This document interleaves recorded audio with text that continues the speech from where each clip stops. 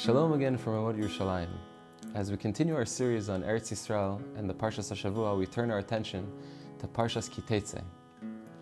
On the surface, the Parsha and its various topics seem to have not a single overt reference to the land of Israel.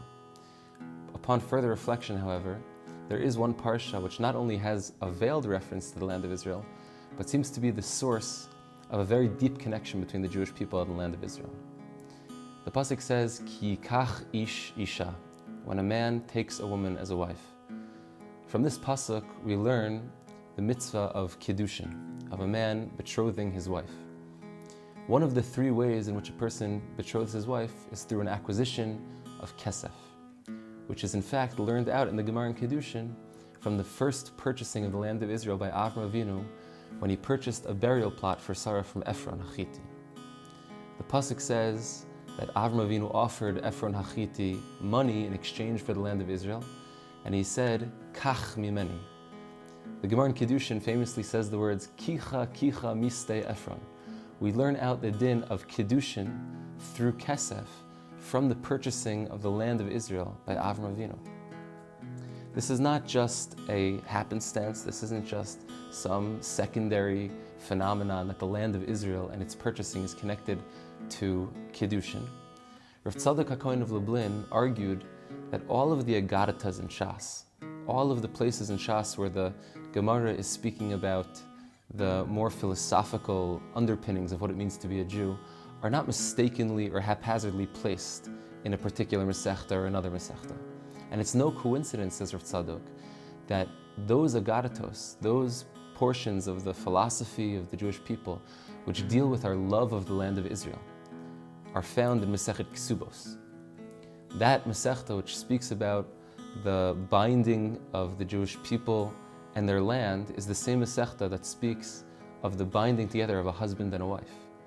The famous Gemaras towards the end of the Masechta that speak about the sages of the Talmud rolling around in the dirt of Eretz Yisrael, kissing the ground when they would arrive in Eretz Yisrael.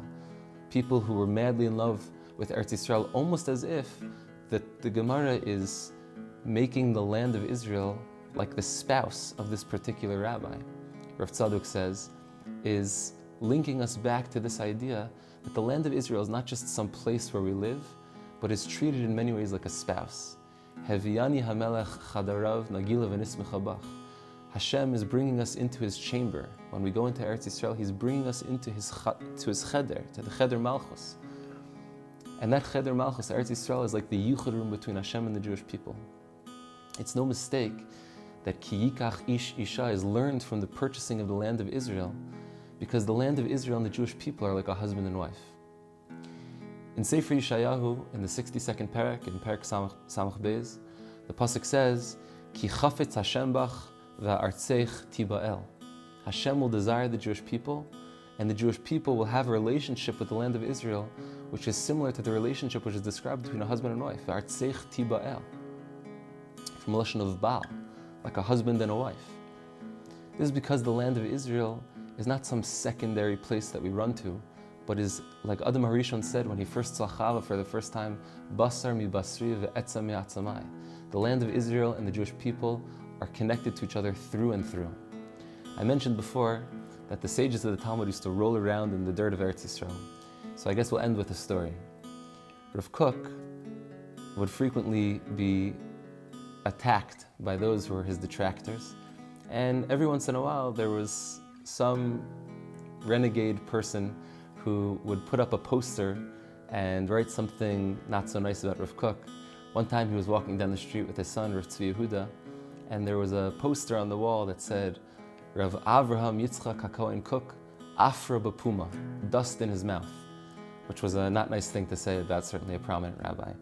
Rav Tzvi Yehuda tried to sidetrack Rav Kook to take him down another street, but it was too late. Rav Kook already saw it. Rav Kook walked right up to the placard on the wall, and a big smile came across his face.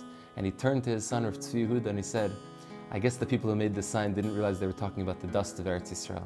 I would gladly put my lips down to the dust of Eretz Yisrael and give a big kiss and have my mouth be filled with the dirt of Eretz Yisrael. It would be zocheh that the relationship that we have with Eretz Yisrael be reflected in the relationships that we have with our spouses And may we be zocheh that the relationships that we have with our spouses, as they continue to grow greater and greater, be reflected in our love of Eretz Yisrael, which is an avas etzem. It's an avas etzem. It's a love which is complete and which is not secondary, is not some revelation of love, but is etzem yatzamai and basar mi basri. Shabbos.